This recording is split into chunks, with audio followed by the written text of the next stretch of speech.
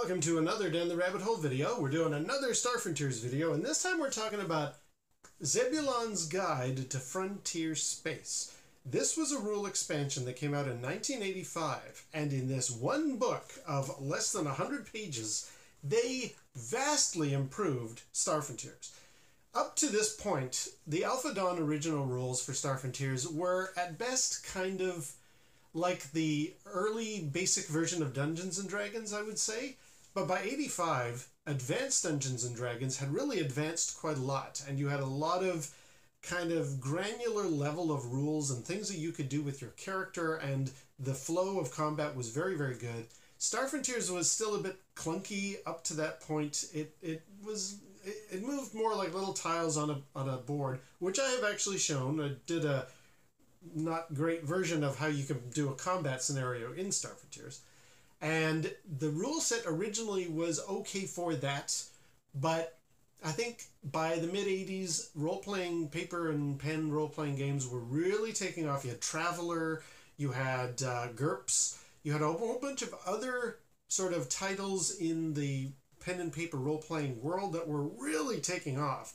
And Star Frontiers, as it was originally released, it was a little hard to go with. So, out comes Zebulon's Guide to Frontier Space, which, first of all, radically changed the... not radically. Very, well, I would say, you know what, I'm going to stick with it. Radically changed the rules, the combat, and how you resolve your skills and various other things. And it did it in such a way that made the game faster, more granular. You could have different characters of a similar background with vastly different bunches of skills. There was no more of a, you know, moving the people around on the board and just a simple resolution to all of your actions. There's a lot more nuance now. Really, really good. And a very cool thing is they kind of, in the preface to this, they talk about how there is this change in the season. Things are going on in the frontier itself. There's a little story at the beginning where Yazarian buys a new gun, and where they lead in with that is like there's a new economy, there's a new bunch of races out there, and there are new technologies starting to work their way into the frontier, which was a very cool idea. It's kind of a nice way to introduce, okay, we've upgraded the rule set, but we know a lot of you have existing characters, so what we're going to do is we're going to ease these in and provide referees lots of opportunities to make this work with your existing campaign, which I really liked. Now, the first thing that I remember when I first opened this book, they introduced 4 new alien races, and my gut reaction when I first read that was, I don't know that I want that. I mean, I could certainly do with more races. More variety means more stuff. And I would eventually fill my campaign with a whole bunch of different aliens.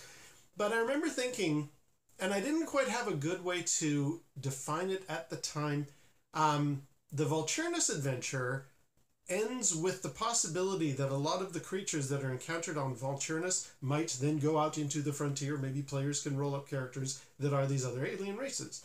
And I remember thinking at the time, that's cool, in theory, yes, on board. A lot more, you know, variation in what people can do, great. But has the game been balanced correctly? And I just think of now, I didn't have a thing that I could point to back then, but now a good equivalent, I would say, is like, look at things like StarCraft. We've got the Zerg, the Protoss, and the humans. Those 3 races have been kind of balanced to work so that no one race is better than the other? Are these new ones going to be, you know, somehow balanced? Or are they going to throw off the way that the game is set up?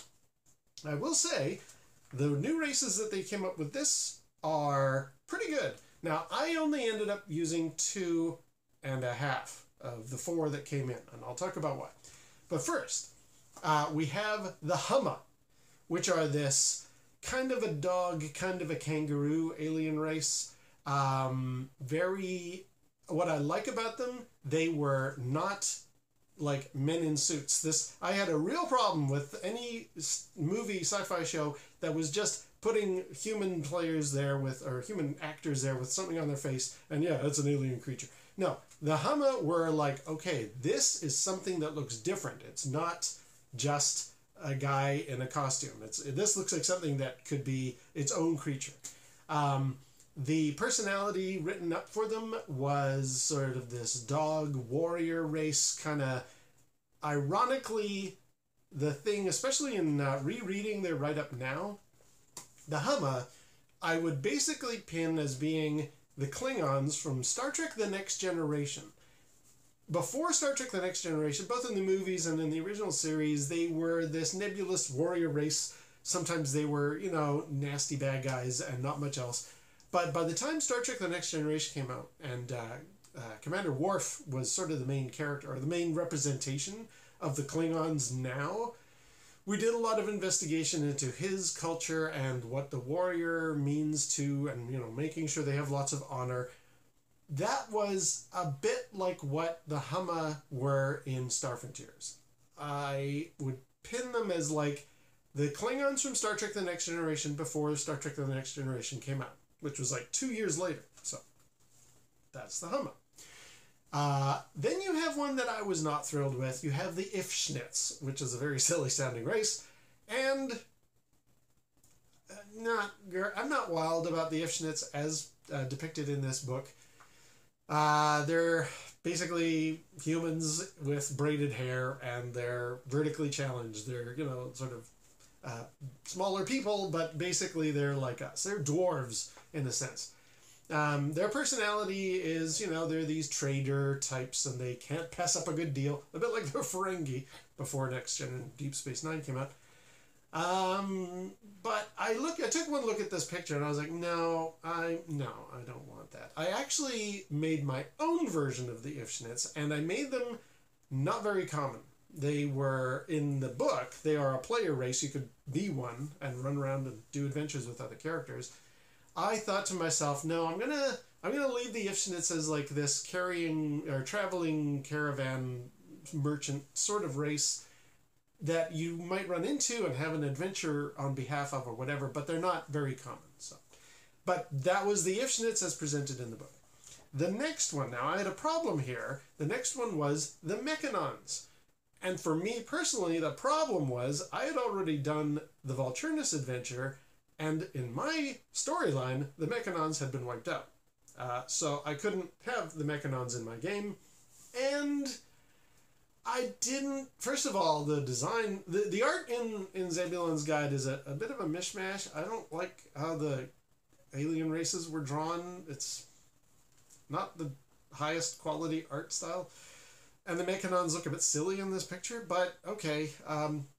Taking the concept behind it, an alien robotic race, it might have worked. It did not work for me because I didn't have any more Mechanons in my game. So I couldn't use them. And I just took one look and I was like, I get maybe you could have some robots in your party, R2 and 3PO. You know, it's doable. But it didn't match the style of my campaign. So I was more than happy to go, well, it's nice that this book wants to bring the Mechanons in. And they do a nice job of, like, what would it be? They paint a picture of, like, yes, in the Volturnus story, the Mechanons want to wipe out organic life. There is a group of them that your characters can be that are not necessarily wanting to wipe out organic life. They want to study it, and so that's why they're traveling around. So, okay, yeah, that's allowed, but I didn't include it in mine. The last race, though, I loved, and at first I didn't like the premise. The Osakar, or Osakar, I'm not sure how you pronounce it, I say the Osakar. Weird looking, a little bit like humans, but different enough. They got 4 spindly legs and a big long neck, so I'm like, okay, you know what, they're not too humanoid. I can certainly allow or bring something like this into the game. And ironically, the film Dreamscape had happened not too long ago, and there was a cobra-like creature in that movie that looked a bit like this guy, so I'm like, okay, yeah, we could do something with the Osakar. The problem with them being they're all genetically identical to each other. They're kind of like a clone creature race, or, you know, like an amoeba or something that has every single one of these, like a cell. Every single one of these creatures is exactly identical to each other. Now, that's going to cause some problems. Like, if you're in an adventure where the cops have to, like, identify a murderer or something like that, and there's an entire species that is exactly identical to each other. How's that going to work? Luckily, the book implies that due to their similarity to each other, the Osakar are heavily motivated to be as vastly different looking from each other as possible. And I was like, yeah, that's kind of cool. I like that. I'm going to run with that. So you would have, there's kind of that sort of old sort of stereotype of, two girls in a comic book. They might see each other, I don't know, like Betty and Veronica. They might see each other wearing the exact same outfit and go, oh my God, I thought, okay, let's take that and let's run with that further. Let's make an entire race where they can't stand the idea of somebody wearing something similar to themselves or dressing similar to themselves. They do talk about that in the book. So basically, my Osakars, and probably others, were practically a race of like RuPaul and Lady Gaga all running around in the most crazy, ridiculous looking outfits. And I just thought, yeah, that really works. And it's funny, this was years before The Fifth Element came out. And that had some pretty flamboyant, crazy looking dressing alien creatures. So I was very much on board. Yes, bring the Osakar on board. I like them. Bring the Hama on board. I like them. Ifshnits, I'll make my own. And the Mechanons were wiped out. Side note, I'm going to do another video. So around this time, since I'm allowing these creatures in, I actually allowed a few more. I made up 3 or 4 of my own alien races and populated them into my frontier to make it make sense. And I quite liked that. That was a nice learning moment for me of like, okay, lots of diversity is always a good thing. Let's have lots of different races in lots of different positions and just run with it. And it was great. It made me think along some very interesting lines of things that echo in our own society that I could maybe do a video about sometime. But you know what? We're getting off track. Let's talk about Zebulon's Guide to Frontier Space.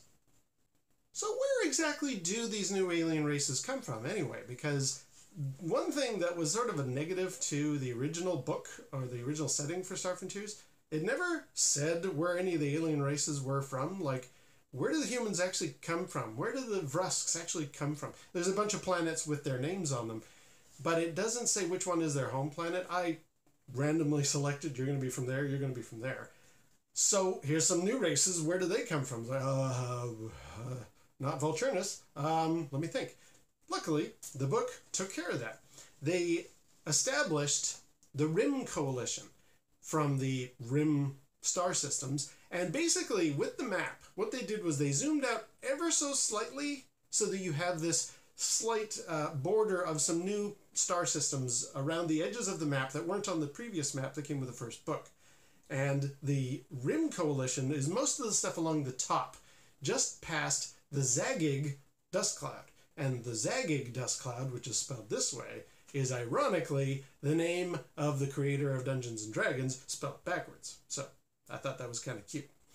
Anyway, the Zagig dust clouds, just beyond them, you have the Rim Coalition, which has the home planet of the Hama, the home planet of the Ifshnits, and the Capellan free merchants who travel around that area and who bring with them new races, new cultures, new equipment, and new weapons, which that preface talked about. The Osakar, etc. They all come from there.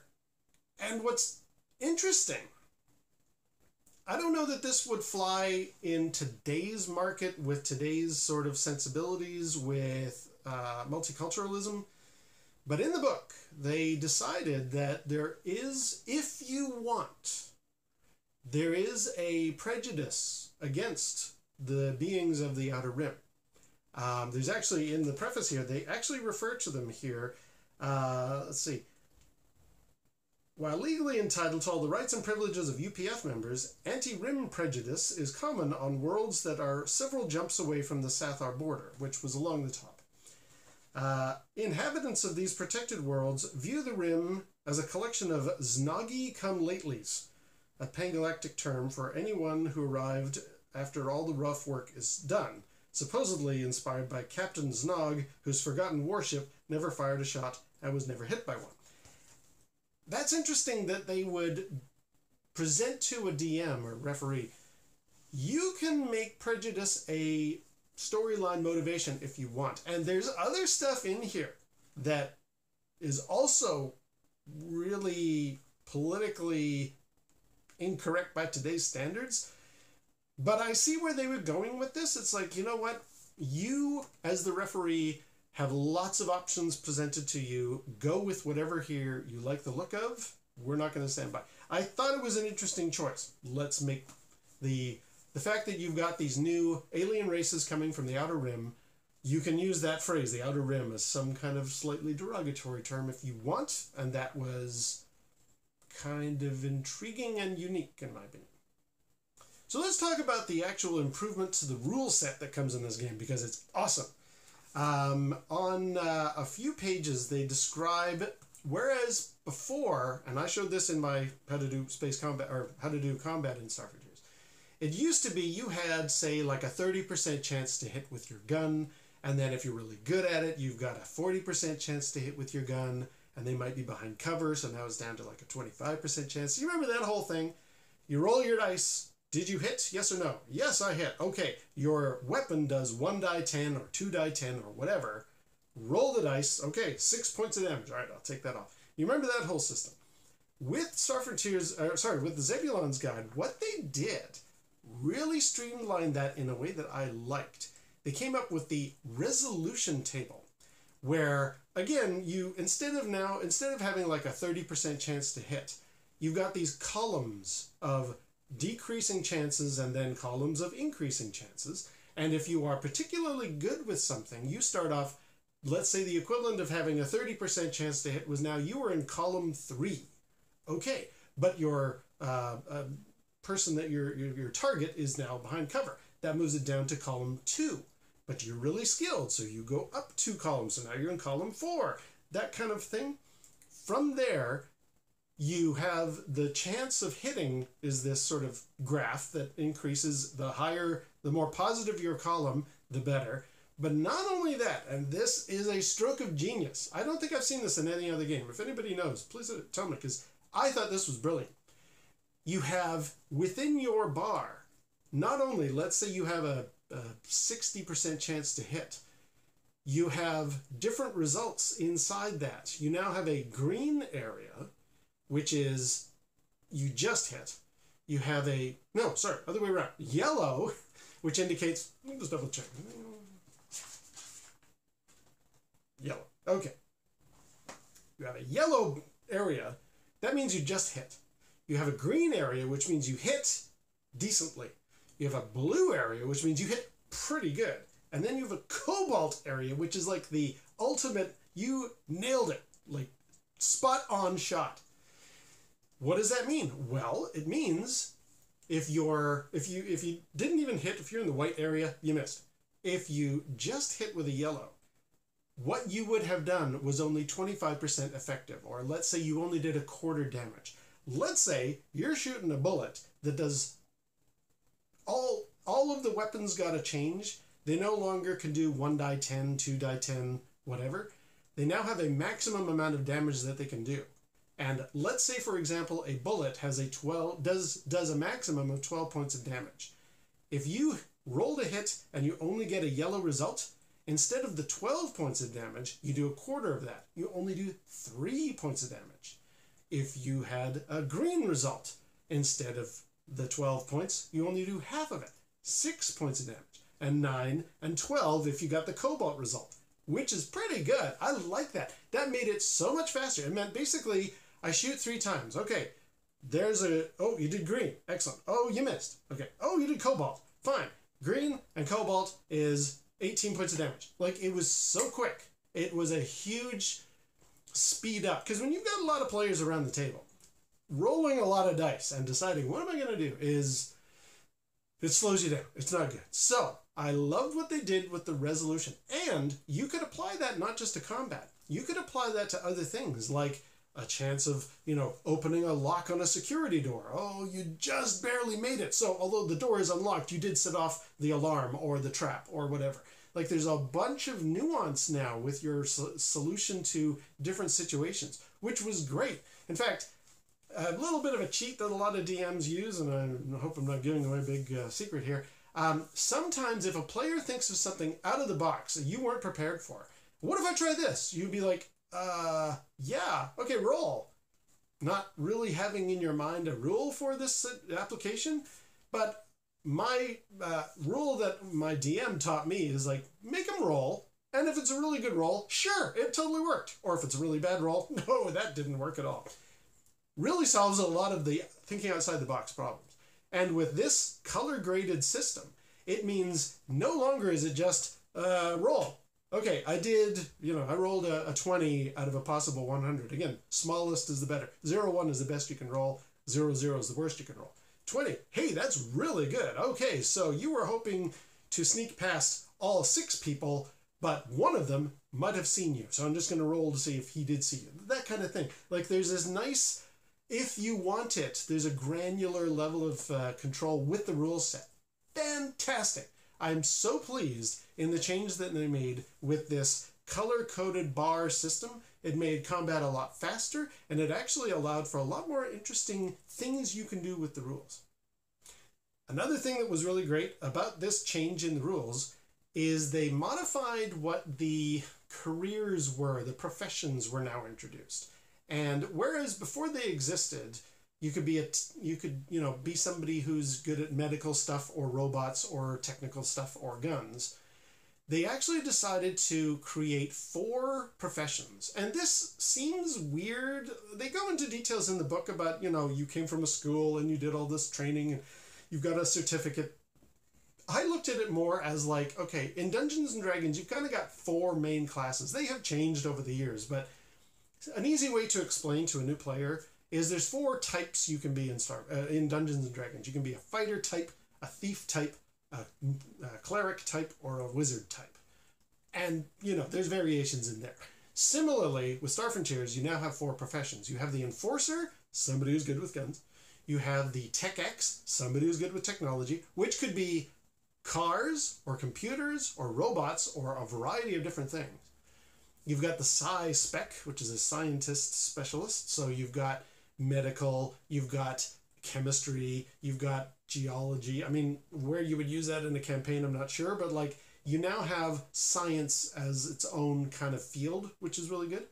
And you've also got the Explorer, who's kind of a jack of all trades. I used to think like maybe Indiana Jones is like an explorer type, obviously because he goes to other countries to find things, but he's also like, he's good with a gun, but he's also good at figuring out, cave etchings. He's also an instructor in school. So he's a good representation of what the explorer class is. He's not Rambo. He's not just guns and nothing else. He's thoughtful and exploring, and a good example also without using guns, Doctor Who. I would say he was an explorer. Knows a lot of different things, a lot of, technical stuff and science and history and all that kind of thing, but not necessarily a gun dealer, gun shooting type guy. So I think those are good examples of what the Explorer was. The others you pretty much can nail. It's like Rambo, Spock, Dr. McCoy.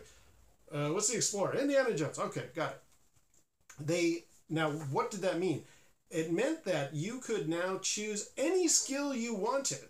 But if you chose, say, for example, to be an enforcer, you're really good with guns, so you have a base requirement. To go up each level as an enforcer was a certain number of points, experience points that you would gather. But if you were, for some reason, an enforcer who also wanted to do something, let's say you were also into robots, you wanted to be a guy who was good with guns with a particular fascination in robots, you could also learn robotic skill. But unlike the Tech X, who kind of specializes in technology, if you wanted to learn robotic stuff, you could do it like the Tech X, but it would cost twice what it requires for the Tech X. Similarly, if somebody, if Scotty wants to suddenly be really good with a phaser, he himself, who's more into the technical manuals, if he wants to learn how to be really good with a gun, he would then be able to dabble in what the enforcer is really good at, but it would cost him twice the amount of skill points as an enforcer would do. This was fantastic. This opened up the book to like any player who wanted to do a customized, unusual, like he's got something in his mind, a certain kind of character. If he wants to dabble in other science or other disciplines, then he can. No problem. It's just going to cost twice the amount of experience, which kind of makes sense. That made a huge difference as well. That's kind of like, okay, you know, if you happen to be somebody who's a doctor, but there's going to be a situation, I don't know, your family heritage was somebody who was axe wielders, so your parents gave you an axe. You want to have the ability to also, maybe you call yourself the butcher. So you're a doctor who also uses an axe. I don't know. Sure, be that character. That sounds kind of fun, actually. Anyway, that kind of thing is possible. You are a doctor, so you've studied the medical field and you are good at bringing people back and helping them and healing them. But if you want, you can also dabble in axe wielding. It'll cost you more experience to go up on a level, but you got it. That was great. That really opened up the playfield. Now anybody could be pretty much anything. And that made a huge difference for the kinds of characters that were possible. There was a fifth skill introduced optionally if you wanted it. And that was the Mentalist. Not the TV show about the crime solver. No, the Mentalist was an answer to something that existed in Dungeons and Dragons and something that exists in a lot of science fiction settings and things. And that is psionic telekinesis, ESP, kind of, you know, mind stuff. I mean, anybody watching Star Wars seeing Luke use the Force to lift stuff, or anybody watching Star Trek seeing Spock using the Vulcan mind meld to get the story from somebody, or Dune had a whole bunch of things to do with like opening the chambers of the mind in order to overcome things. There was always a place, if you want it in science fiction, for telepathy and, you know, mind control and things. And as a result, the Mentalist existed in here for for referees who wanted to at least introduce that. And I'm not going to go into it too much because I did it a different way. I actually followed the old Dungeons and Dragons rule for psionics, and it actually happened for one character. They had psionics in my science fiction campaign, and it led to all kinds of crazy adventures. We'll talk about that in its own separate video. But again, the Mentalist was at least allowed or presented to you if you wanted it here in Zebulon's Guide to Frontier Space. And talking about Frontier Space, another great addition in this fairly small book was an actual description of quite a number of the worlds and who the prevalent races are there. And is it an industrial complex type of world? Is it agrarian? What kind of things are going on here? And there's little snippets of ideas for storylines. You know, this is a particularly nasty planet because of such and such, or here's where a bunch of pirates run the world, and things like that. They actually gave you a nice tapestry that you could choose from of more stuff to work with. The first game gave you a map and a couple of little icons for very basic stuff, how long a day was on the planet, and that was it. What I liked with this one is they really fleshed out the worlds to a better degree. Obviously, so much of this was left in the hands of the referee, but they did something with this that I think vastly improved the game. In addition, they also gave us a history, a timeline. That was something that was also missing. There had been references, especially in Volturnus, of like the First Sathar War, and Here They Come Again, and all of that kind of stuff. But we have obviously moved a few years after the Volturnus adventure, because now we have these Outer Rim people who have joined us, and what are the possibilities? And the Mechanons, again, my campaign didn't really work with it, but there are things that have happened since that previous game. So here are different years. Where did you want to set your timeline? I think most people went to the end of the calendar and just continued on from where they were. I think I set mine 50 years before that. And it was sort of just this nice extra layer of detail if you wanted it. I really like the fact they gave you a history because it gave you something to work with. A couple of more things that were given a little bit of time in the book that I really liked were the mega corporations, which at the time seemed kind of a cute idea. You know, what would you, it actually describes quite a few of the major corporations that existed, starting with Pangalactic, which everybody knows, and Streel, their major competitors. And there were a lot of hints about, like, okay, so the First Sathar War happened, then the Second Sathar War after the Volturnus story, and that leads to this coalition, these Znagi-come-latelys all arriving in. And there was this hint throughout several different articles that I read that the mega corporations were going to be the next area of conflict. There were going to be corporations trying to take over stuff. And I find it ironic that at the time that I was reading this in the mid-'80s, I thought, oh yeah, that's a cute idea, but why would a bunch of companies all fight? That's just, why would they be out there colonizing these planets with their guns out when all they do is make money? That's stupid. Not knowing anything about history at that time. And it's really ironic that in this current era, we see a lot of signs of what happens when mega corporations are allowed to run rampant with no kind of governmental control. But I'm not going to make this a political video. I'll just let you draw your own conclusions there as to what that whole thing means. I look now at the mega corporations section of the book and I go, wow, I was so naive back then. Another interesting thing that they add is cults and, how do you say this word? Is it cadre? Is it cadre? Is it cater? I think it's cadre. I had to get Google to say it for me. I've never known how to say that word. Cadres and Cults.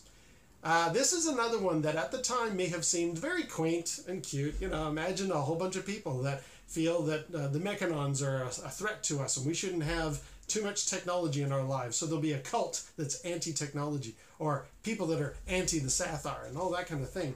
And it's like, okay, that's one of those things that in the 80s, probably somebody's life must have been touched by cults, but probably it wasn't much talked about, and so it seemed like a cute addition. We live in a world now where cults have made a lot of news headlines, and there's a lot of things that people can talk about when it comes to all of that stuff. So I just find it an interesting detail that has new significance in the modern era. They did a whole section on cadres, and cults. However, the benefit of the prejudice against the Outer Rim and the fact that they are now existing and bringing new people and new races into the game, the fact that you have a history storyline timeline to work with, the fact that you have the mega corporations expanding their influence and trying to get out there and claiming new territories for themselves, the fact that you've got these cults and the other word out there with their own motivations for stuff. These actually worked as a prime way for a referee with an existing campaign that had been born out of the Alpha Dawn rule set to now expand their campaign and go, okay, here is why there are new kinds of weapons. In fact, the opening preface to the book here is an Ifschnit selling a Usarian a bolt weapon. And a bolt weapon is a new rule or new thing that has been added. And there's a whole write-up in here that says, if you're having a hard time explaining to your players, how did this new technology suddenly arrive? And how come there's these new races suddenly here? You can draw from this wealth of information here, these cults, these mega corporations, these aliens, this traveling Capella-free merchants group. You can use any of these things you want to explain the slow introduction, or fast if you want, of new kinds of weapons and new kinds of equipment. Speaking of which, there are a bunch of them. We have new types of weapons. We have rafflers, which are rapidly fluctuating radiation. I think those are, what were they? They were proton weapons.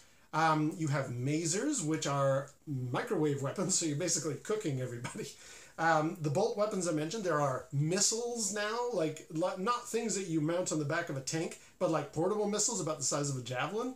That's kind of cool. They added a huge variety of new weapons, in addition to sprucing up the old ones and making them all work with that new maximum damage rule set that I mentioned. To have a counter for all of these new weapons, you have some new defenses. You have a simp screen. You have light shift screens and a grid suit and all these other new things. Sal gel to rub over yourself to protect yourself against acid spraying weapons. What? Like, you have a huge new plethora of very cool weapons of destruction if you want, and defenses to keep yourself protected from them. So it really added a whole new element. There's helmets now have a whole section in them about what you can attach to them for different upgrades and things that can help in a situation. You also have body computers And that was something that I thought at the time was radical and cool, and can you imagine a world where we have body computers? And here we are with our smartphones and our smart watches and all of the app capabilities. I got a coworker at work who has a heart trouble, and she had something mechanical installed, and she actually had her doctor remotely doing some upgrade or some fix or running it through its tests, and she sat there and she told me, she described it, she could feel the changes in her heart happening while he was doing the stuff. It's what we live in, that world now. Like, we are in the Star Frontier's world of body computers, and it just seemed, and there's now talk about like people can embed a little tracking device as an identifier, so they can just like swipe their hand on a thing and, yeah, you know who I am, I can get through the border faster. We're in the Star Frontier's world as far as like body computers go, and that seemed fascinating at the time. That seemed so implausible and so unreal. They also introduced new vehicle descriptions, new things that you can have to flesh out car chases and that kind of stuff. There's new kinds of gear, new items of equipment that you can carry around with you. It was an incredible, a bunch of new additions that they added when they brought out Zebulon's Guide to Frontier Space. And John, there's no such thing as power armor. Anyway, I'm going to stop there. I have had some people make some very charitable comments when I did my how to play Star Frontiers with the rule set and rolling the dice and having my guys running across that desert planet. And I think some people have said, are you going to do how to play Zebulon's Guide rules? And two things on that. First of all, when you're making a video, you have to keep a certain pace going, and it's very complicated to do an entire section of rules with all these player characters and NPCs and all of their weapons and all their ammunition. I was running through a lot of numbers really fast, and I made a few mistakes. I called it out on myself. I put a little text saying, I goofed, that guy should totally have missed, or whatever. I don't think I'm going to do that a third time, because I also did it with Nighthawks, and again, I screwed up a few times. So, again, trying to do rules in front of a camera is not easy. Luckily, there's not a huge change in the rules here as far as like rolling initiative, and you got your A team and your B team, who moves first and then they shoot, and the other team moves and then they shoot. You resolve melee. The actual flow of combat hasn't really changed. The only thing that has changed is that resolution table has made it faster to determine how much damage you do. So I think I'm going to hold off. I'm not going to do Zebulon's Guide combat because I messed up so many times when I did those first videos that I feel kind of embarrassed. And secondly, it's not a huge change. It's just how much damage you do. Other than that, the rules are pretty much the same. So I'm going to leave that. But there's a lot more in Star Frontiers I want to talk about. I'm glad I've been able to go into this with some detail. Love Zebulon's Guide to Frontier Space. It was a huge addition, a huge rewrite of the rules. It made a big difference. I kind of wish there had been more. There was, like, it's even called Volume 1 on the front of the book.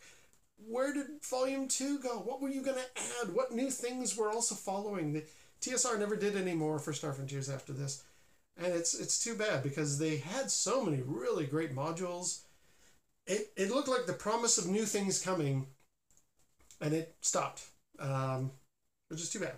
However, I played on in the 90s and I had a great time with it using these rules and some house rules of my own. Probably going to talk about those next with like the new aliens that I brought into the game and where they came from and all the fun about that.